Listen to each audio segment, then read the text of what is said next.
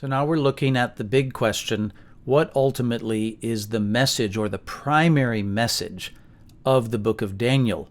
And we notice that the emphasis on metals in the first half of the book and writings in the second half of the book are tied together.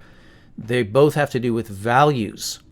Values on a scale, relative values versus absolute values, and values which are encoded, which are fixed and permanent, versus values that change, values of God versus values of man.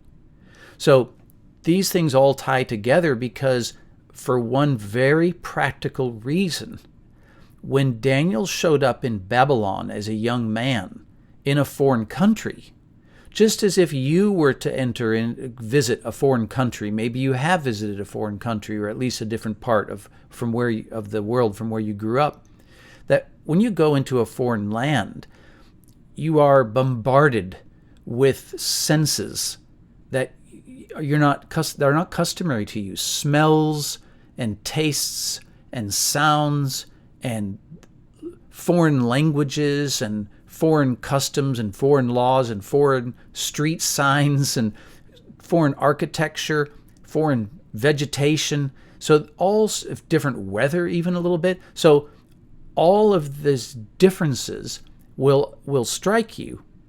And when you actually move into a different country, you are inevitably confronted with the question of their values in their culture versus the values you grew up with, the ones of your family or of your culture. So as Daniel enters into Babylon, it's not surprising that a major focus in his experience would be reflections on the values of the pagan Gentile culture, which was so foreign to the culture of Jerusalem that had been shaped by God and His Word for centuries, long before Daniel was born. So what we get then in the book is an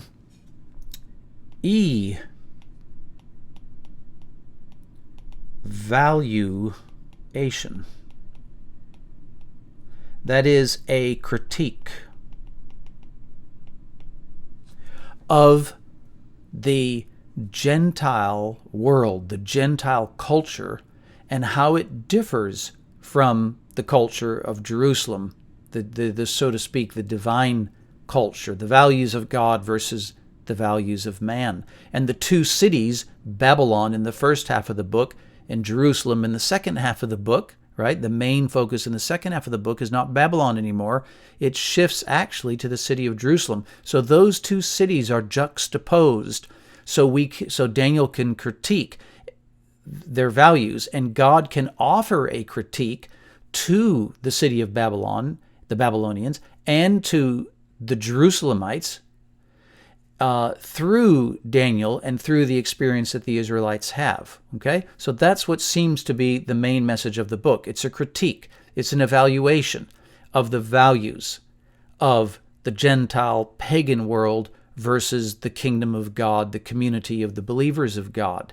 So, as we turn now to the first chapter, okay, the first story in the book, the question is, what is the particular feature of the culture of Babylon that Daniel is going to be critiquing? And of course, these different features of the culture are going to be immediately relevant to us. What parts of this critique are going to apply to our culture, the culture we live in?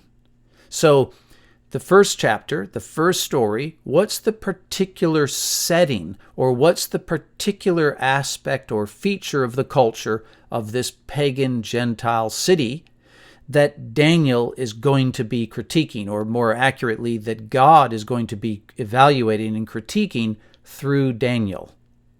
So, best wishes, and we'll see you next time.